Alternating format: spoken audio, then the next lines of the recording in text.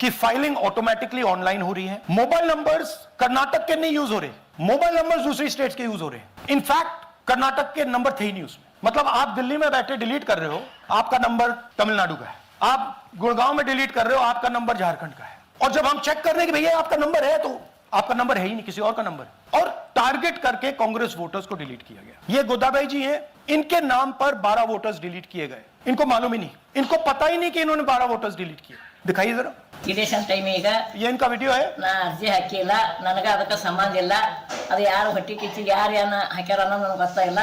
तो इनको आइडिया नहीं है कि इन्होंने वोटर्स डिलीट कर दिए। ये सारे के सारे जो नंबर्स हैं, ये कर्नाटक के नंबर्स नहीं है, ये अलग अलग स्टेट्स के नंबर्स हैं। और इन नंबर्स को आप फोन करके देखिए, रिप्लाई नहीं आता है।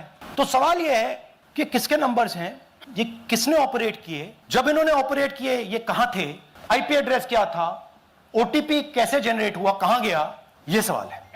ये दूसरा उदाहरण, सूर्यकांत जी जो अभी स्टेज पे आए थे, इन्होंने 12 वोटर्स को 14 मिनट में डिलीट कर दिया।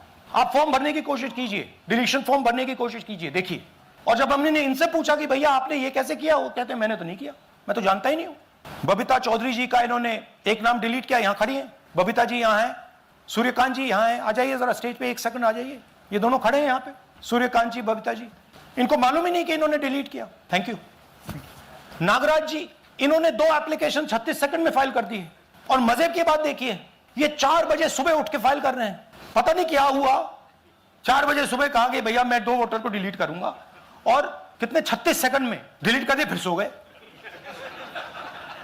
हमारी माइंड में पहले सवाल था कि क्या इलेक्शन कमीशन भी सो रहा है, मगर नहीं, सोया कोई नहीं है, जगे हुए हैं। सिस्टमैटिकली मदद हो रही है।